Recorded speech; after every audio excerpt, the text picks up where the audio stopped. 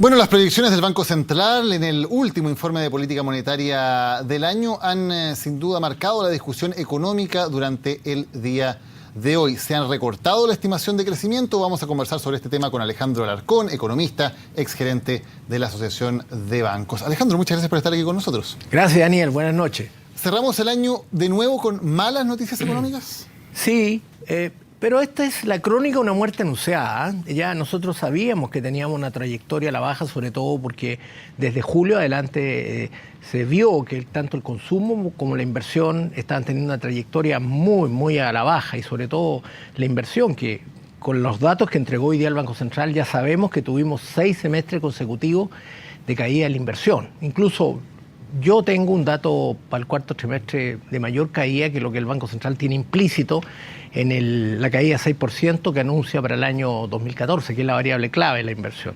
Pero yo estoy optimista porque para el año 2015 tengo mejores datos que el Banco Central. Estoy en el centro del rango que estableció, que está entre 3,5 y 2,5, y ciertamente tengo un punto más en la tasa de inversión. ¿Y por qué? ¿Por qué la tasa de inversión podría subir el próximo año? Porque hay una variable que aparece, yo creo, subestimada por el Banco Central, que es el crecimiento de las exportaciones. Aparece el crecimiento de las exportaciones el próximo año en un 4%, yo creo que esa cifra está subestimada, porque yo creo que va a ser por lo menos un 6% y un poco más, porque hemos tenido una devaluación monstruo, no es mala, es así como la economía chilena se puede ajustar, eso es lo que mitiga la oscilación del ciclo económico, y hemos tenido un 25%. Quiero recordar que la devaluación rusa, que está metida en un tremendo problema con una recesión ad porta el año 2015, ha sido el 23%, o sea, nuestra devaluación ha sido mayor. ¿Esa devaluación permitiría que se ajuste la economía y por lo tanto que el ciclo exportador pueda volver a retomarse con algo más de fuerza? Sin duda, eso es lo que explica. Y en términos reales, porque el tipo de cambio se puede medir nominal o real, hay unas consideraciones técnicas que no tienen sentido, pero en términos bien concretos significa que el país es mucho más competitivo respecto a sus ventas al exterior, y eso yo creo que va a marcar la clave el próximo año. Ahora, ¿se puede volver a retomar la inversión cuando se nos dice que se acabó el superciclo del cobre, que la economía china está comenzando a frenar lentamente, que inversiones que antes venían en minería ahora están frenadas? ¿Es posible hablar de un aumento de la inversión de todas maneras? Es posible aumentar de ese aumento la inversión, de ese pequeño aumento. 3% tampoco es una tasa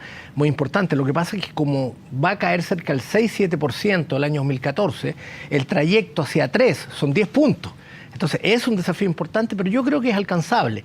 Y concretamente es verdad que el superciclo del cobre se acabó porque la economía china se está ajustando y porque en los próximos años es probable que incluso crezca menos el 7%, el famoso 7%, y también porque va a costar implementar medidas que tienen que ver con el sector energético, que es la clave para sectores intensivos en inversión como son la minería y la industria. La minería y la industria tienen una cadena importante de proyectos que en este momento no son viables porque no es viable producirlo a los actuales costos energéticos. Por lo tanto, ahí está la clave.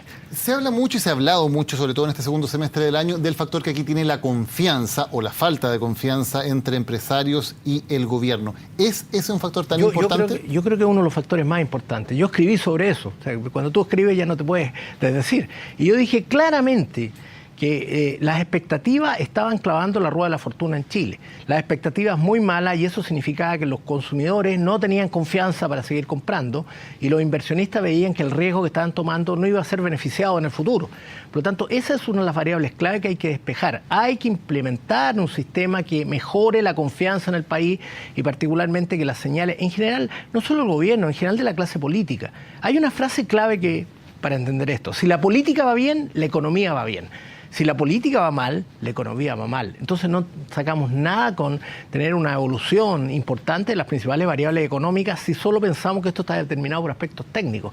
Los aspectos políticos son claves. ¿Y qué es lo que, en opinión de los empresarios o en opinión de quienes invierten, va mal en la política que hace que ellos no tengan confianza? Bueno, yo creo que aquí había un grado importante de incertidumbre. Que querámoslo o no lo queramos. Dejamos atrás una importante reforma tributaria que estaba anunciada y que fue al final muy bien hecha, porque hubo un debate interesante y se recogieron las ideas de los principales actores de este país. ¿Fue bien hecha? ¿Quedó bien la reforma tributaria? En mi opinión sí. En mi opinión sí, porque hay una cuestión clave para evaluar y si va o no a recaudar los famosos 8 billones de dólares que se necesitan para financiar en gran parte la reforma educacional.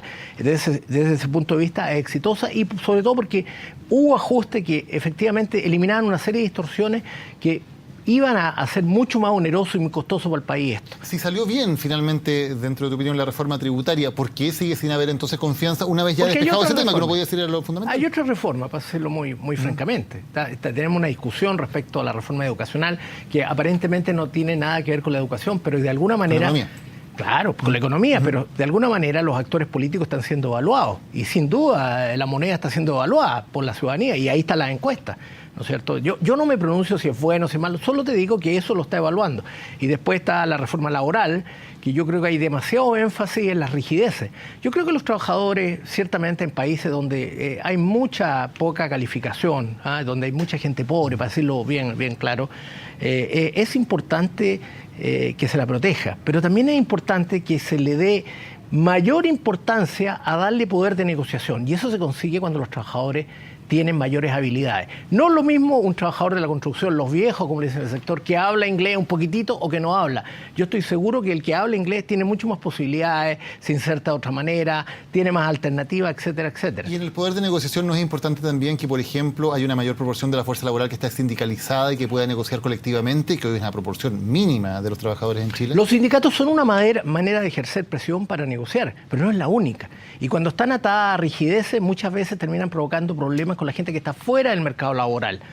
O sea, no elimino los sindicatos yo, no estoy diciendo que no sirvan, pero claramente hay otras fuerzas que mueven la negociación y el poder de negociación, y eso está en la capacitación de los trabajadores. Yo he visto muy poco esa discusión. Esa discusión es muy importante, por ejemplo, en Estados Unidos, donde tuvieron también un tremendo problema después de la crisis del año 2008. Por lo tanto, yo creo que tiene que haber un equilibrio y eso es lo que falta despejar. ¿Qué va a pasar con el empleo en 2015? Porque esa es una, dentro de las malas noticias económicas, las cifras de empleo han resistido bastante bien, no se han disparado. ¿Deberían mantenerse en tasas razonables el próximo año? Yo soy uno que creo que sí, pero ahí hago una advertencia. La estructura del mercado laboral ha cambiado dramáticamente y ha cambiado el estilo de la recuperación de Estados Unidos. ¿Qué es eso? Que aparece una gran cantidad de empleos que son por cuenta propia, que suena muy bonito la palabra part-time, pero en realidad son empleos muy precarios. Y si uno analiza la trayectoria, ve que en el empleo que hay en este momento en la economía, una parte sustancial es por cuenta propia y no está el empleo asalariado, que es el que tiene leyes sociales, que es el que tiene menos volatilidad, que es el que en definitiva permite aumentar la capacidad de consumo de grandes masas de trabajadores de este país. Alejandro Alarcón, muchas gracias por habernos acompañado. Encantado. Hoy en CNN Prime. Buenas noches. Vamos a la pausa, ya volvemos con más en CNN Chile.